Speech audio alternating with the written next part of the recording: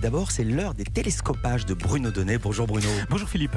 Tous les jours, Bruno, vous traquez ici les bizarreries médiatiques. Et depuis hier, vous avez acquis une certitude, la chaîne BFM TV a embauché un tout nouveau programmateur. Mais qu'est-ce que c'est que ce bordel, Philippe ?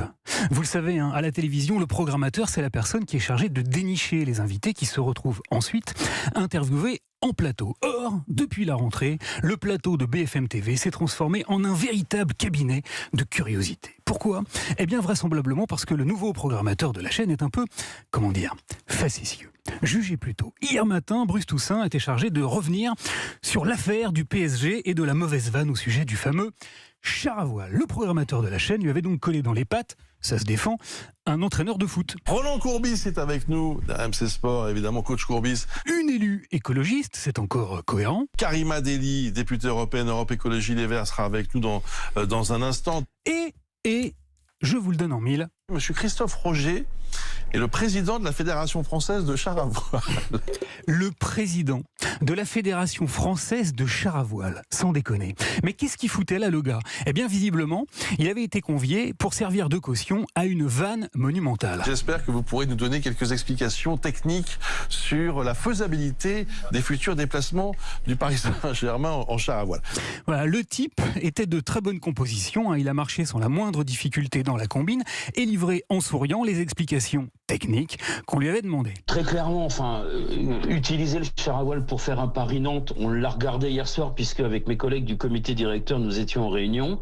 Alors, il faudrait à peu près 6 à 8 heures pour aller faire Paris-Nantes en char à voile. Des explications qu'il a même données avec un luxe de détails tout à fait saisissant et particulièrement cocasse. Alors il faudrait en plus de ça qu'il y ait un vent constant, que le vent soit bien orienté et que surtout nos mâts arrivent à passer sous les ponts qui enjambent en fait l'autoroute qui fait Paris-Nantes. Bon, c'était inattendu, certes, mais qu'est-ce qu'on en a à foutre des éclairages du président de la Fédération française de char à bidule sur l'affaire des déplacements du PSG en jet privé ? À quel moment les téléspectateurs de BFM TV ont-ils gagné en savoir en l'entendant causer ? Car je ne vous apprends rien, Philippe, normalement, il y a des gens qui regardent et ils sont là pour apprendre des trucs. Mais ça, visiblement, le nouveau programmateur de BFM s'en tamponne. Comment je le sais ? Eh bien parce que figurez-vous qu'il n'en est pas à son coup d'essai. Jeudi dernier, en pleine affaire Paul Pogba, notre homme s'était déjà singularisé. Il avait refilé à Alain Marchal et Olivier Truchot, devinez qui ? Un grand voyant médium, un marabout qui est avec nous, c'est le professeur Lima. Mais bien sûr. Bonjour. Bonjour. Un marabout. Alors, je dois reconnaître que le personnage avait été choisi avec beaucoup de soin. Donc moi, je suis côté de ma mère, je suis marabout. Côté de mon père, je suis marabout. Je suis né dedans. Un expert. Mais le malheureux a servi lui aussi de caution à des vannes maison que se sont fait les deux animateurs un peu désemparés devant ce curieux invité. Est-ce que je peux venir vous voir pour jeter un mauvais sort, par exemple, sur Alain Marchal ? Oui, sur moi.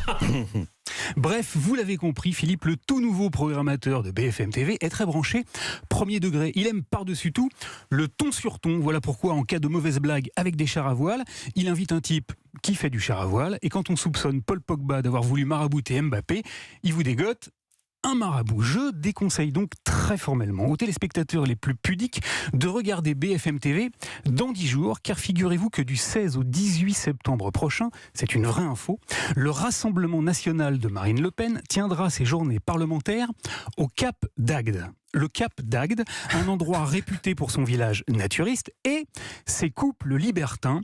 Et je n'ose pas imaginer qui BFM TV aura l'idée d'inviter et dans quelle tenue pour éclairer cette actualité-là et faire une nouvelle fois jaillir la vérité toute nue. Merci beaucoup Bruno Donnet.